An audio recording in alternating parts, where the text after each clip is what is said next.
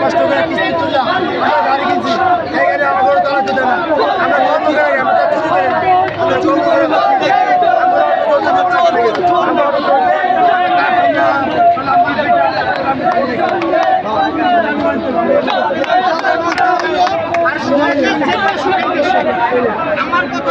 আমাদের দিয়ে সরকার সরকার দিয়ে আমরা, কিন্তু আমরা গরিব মানুষ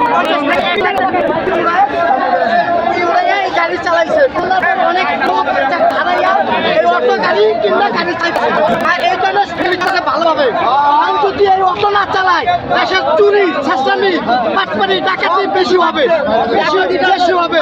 তাই সরকারের কাছে আবেদন, ডক্টর ইউনূস একজন মানবযুক্ত লোক, আন্তর্জাতিক তাদের সম্মান দেওয়া হয়, তার কাছে আবেদন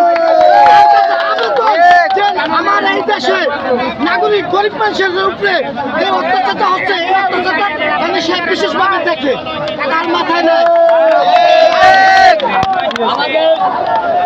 আর কিছু না, আর কিছু না।